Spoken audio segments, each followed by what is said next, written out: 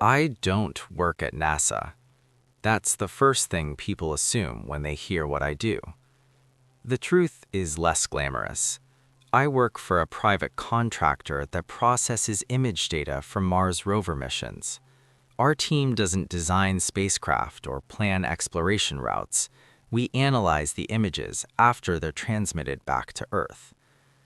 Most of the job is cataloging. Terrain classifications, dust movement, geological changes between imaging cycles. A rover might take thousands of photographs in a week. Our software flags areas where something appears different from the previous scan. We review them, label them, and send reports to the mission science team. It's quiet work. You spend a lot of time looking at rocks. Mars is mostly rocks. Sometimes you get a dust devil trail or a collapsed slope.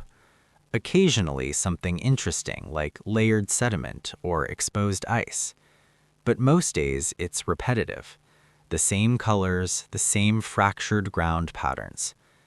Which is why the spiderweb field stood out immediately. The official name is more technical, but nobody in our lab uses it. We call it the spiderweb field. It's a region covered in enormous branching channels that spread across the surface in circular networks. If you zoom out, they really do look like giant spiderwebs etched into the soil. Miles wide. The formations are old and well documented. Planetary geologists say they're caused by gas eruptions beneath seasonal carbon dioxide ice. Pressure builds under frozen layers during Martian winters, then vents outward when the ice thins. The gas carves these radial channels. At least that's the current explanation. When I first started reviewing images from that area, I believed it without question. The patterns were impressive but predictable. Thin branching lines spreading outward from darker central points. Sometimes the rover would drive along the edge of one and capture close images of the soil inside the channels. Dust, sand, small stones. Nothing unusual. Then one photograph caught my attention. It was a routine terrain capture. Wide frame, rover mast camera. Late afternoon lighting based on the sun angle. Inside one of the spiderweb channels were small round structures embedded in the soil. At first, I assumed they were bubbles in the rock.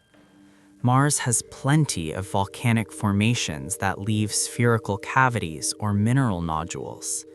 But these weren't cavities. They were raised. Small rounded domes pushing up through the surface, each about the size of a golf ball. There were maybe 15 of them in the frame. I tagged them as possible mineral irregularities and moved on. 2 days later, another image arrived from a slightly different position. Same spiderweb channel, more of the small domes, different arrangement, same shape. I opened the previous image again and compared them side by side. The clusters weren't random. They appeared inside the spiderweb channels only, never outside. That part mattered. The surrounding ground was completely smooth. No domes, no bubbles, no nodules. Just flat Martian soil. But inside the carved spiderweb trenches, these small rounded structures kept appearing. At first, I assumed it was some quirk of erosion. Maybe dust collected differently in the trenches. Maybe minerals accumulated there. I added the coordinates to a spreadsheet and kept cataloging. Over the next few weeks, the rover continued photographing the region. More channels, more domes. Sometimes a cluster of 8, sometimes 20. Always inside the spiderweb patterns, never outside them. Eventually, curiosity got the better of me. I zoomed in further than we normally do during routine review. Most analysts stop when surface features are clear enough for classification. Going deeper usually just reveals pixel noise. But when I magnified the domes, something about them looked deliberate. They weren't scattered randomly. They were spaced, evenly. The distance between them repeated with surprising consistency, like they had been arranged. I measured the spacing using our analysis tool. Within each cluster, the domes formed rough hexagonal patterns, almost like a honeycomb grid, except they were slightly uneven, imperfect. Biological structures are often imperfect. That thought came and went quickly. Mars doesn't have biology, at least not like that. I wrote up a short internal note and attached the image coordinates. My supervisor replied within an hour. Cataloged as geological irregularity. No further action. That was normal. Most anomalies get labeled and archived. But a few days later, I tried to reopen the image set to add additional notes. The files were gone. Removed from the shared archive. No explanation. No error message. Just blank entries where the images used to be. I assumed it was a database sync issue, until the rover sent a new batch of photographs from the same spiderweb field, and the clusters had grown. There were more domes now, and something else had changed. The spiderweb channels themselves looked larger, like the network had expanded outward. The rover had not recorded that expansion. There were no intermediate frames. One day, the formations were smaller. The next transmission, they were wider, like something had carved more channels between scans. I checked the timestamps again. The rover had been stationary. It never saw the change happen, which meant whatever altered the ground did it when no one was looking. The rover didn't move for almost 2 weeks after that transmission. That happens sometimes. Commands are queued slowly because of signal delay, and mission planners often leave a rover stationary while they decide the next route. During that time, my job was to keep cataloging images from the spiderweb field. The new photographs were clearer, higher sun angle, less shadow distortion. The domes inside the channels were no longer isolated clusters. They had multiplied. Where there had been 15 or 20 before, there were now dozens, and the spacing between them was still consistent. That part bothered me more than the number. Geological formations don't usually organize themselves in repeating geometric intervals. Even crystal growth becomes irregular when exposed to wind erosion and temperature cycling. Mars is particularly harsh in that regard. Dust storms grind everything down. Yet these structures remained rounded, uniform, carefully spaced. I started marking their positions on the spreadsheet I'd been keeping. Coordinates, distance from channel edge, distance between neighboring domes. After about 30 minutes of plotting points, I stopped typing. The pattern wasn't just hexagonal, it was layered. Each cluster formed a larger ring around a darker center in the spiderweb channel, almost like concentric growth. The software flagged a vibration recording that afternoon. That's not unusual either. Rovers sometimes capture environmental vibration through onboard instruments when wind passes over the chassis or mechanical components move during temperature shifts. The file had been labeled automatically corrupted. Normally, those get discarded. But the timestamp matched one of the spiderweb image captures. So I opened it. At first, it sounded like static, low-frequency noise with intermittent distortion. I adjusted the gain and ran it through a cleaner filter. Then I heard it, a faint clicking pattern. 3 clicks. Pause. 2 clicks. Longer pause. Then the sequence repeated. It didn't sound like wind. Wind on Mars produces broad, uneven vibrations. This was structured, grouped, almost rhythmic. I ran the recording again, slower.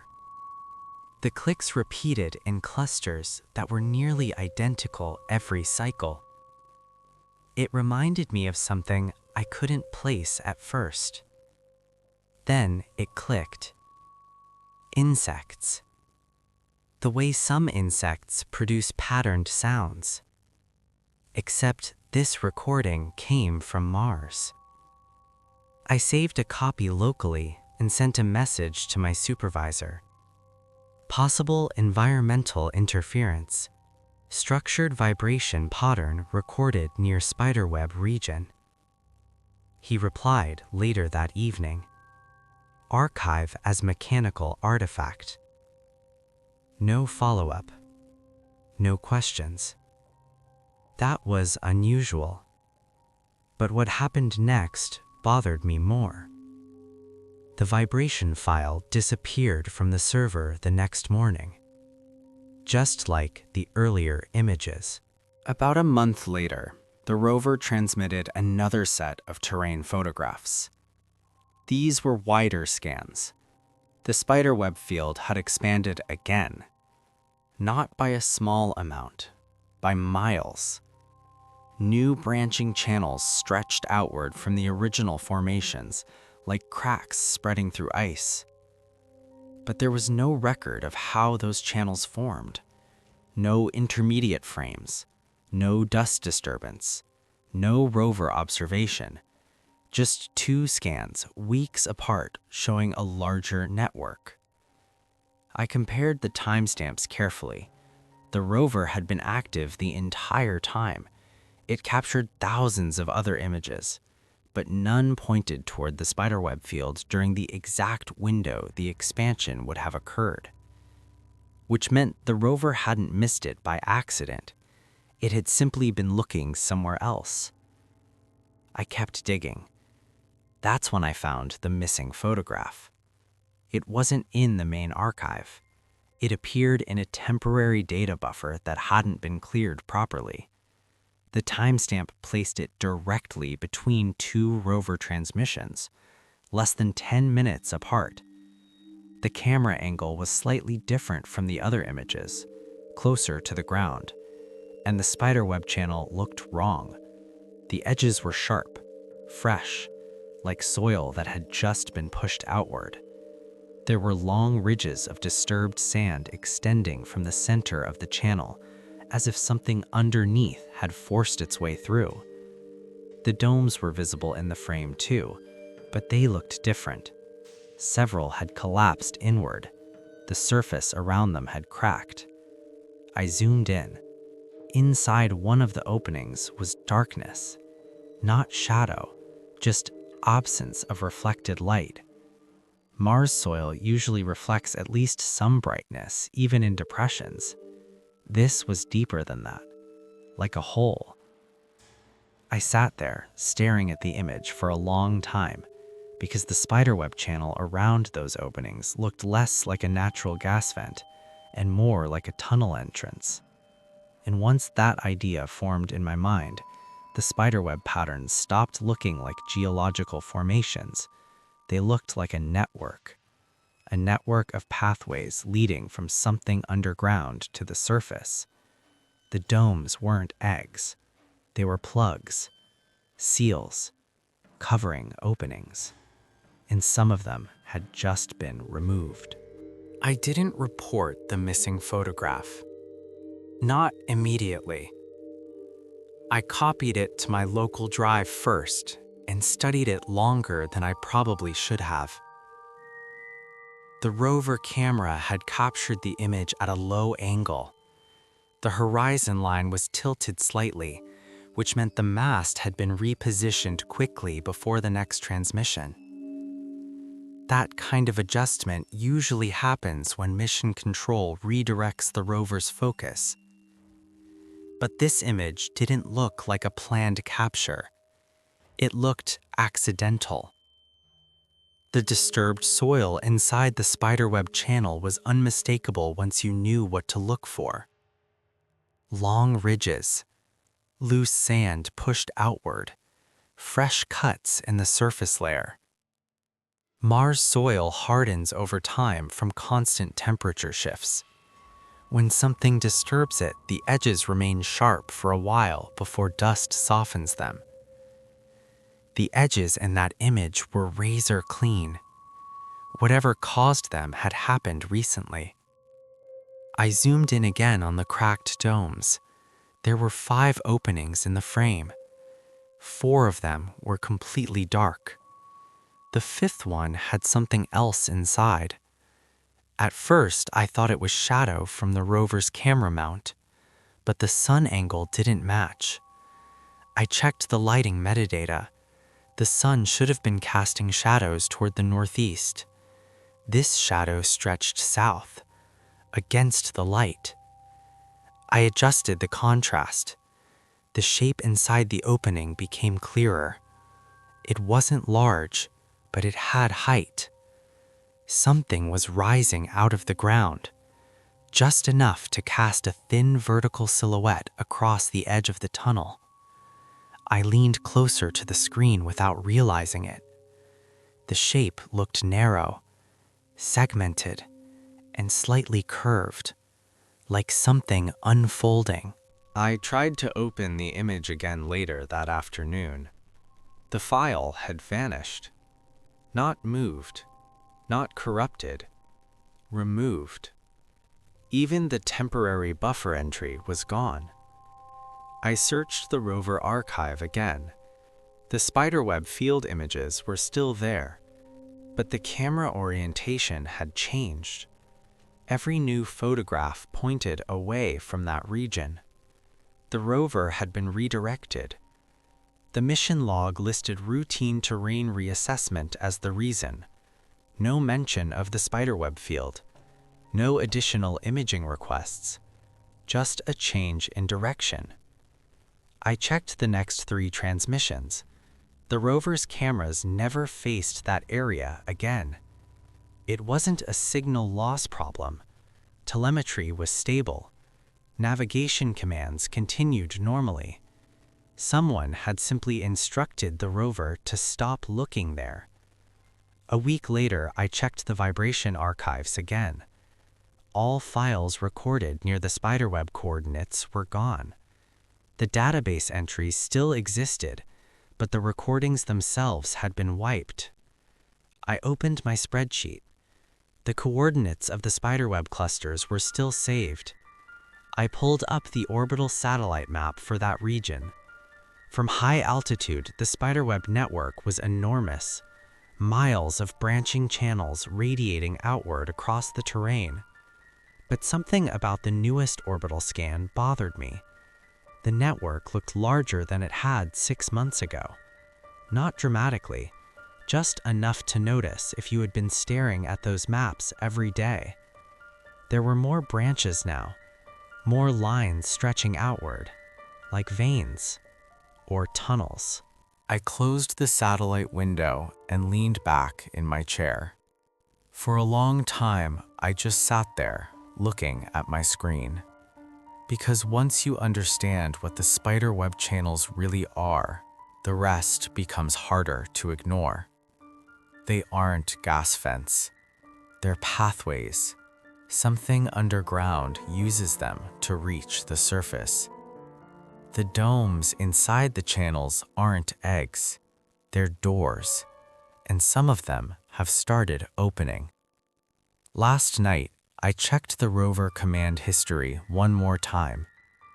The order that redirected the cameras came from mission control, but the instruction was strangely specific.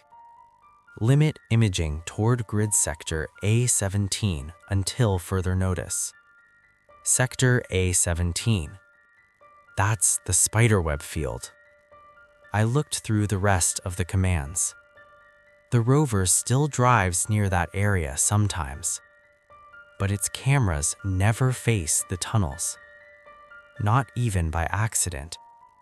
Every time the navigation software approaches that region, the mast rotates away, like someone made sure the rover would never see it again.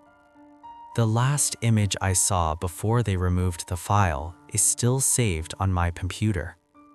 I keep zooming in to the opening, into the darkness inside the tunnel, trying to convince myself the shadow was just a camera glitch, a trick of lighting. But every time I check the metadata, the sun angle confirms the same thing. The shadow is real, and it's pointing the wrong way, which means the thing casting it wasn't standing on the surface. It was standing inside the hole, climbing out.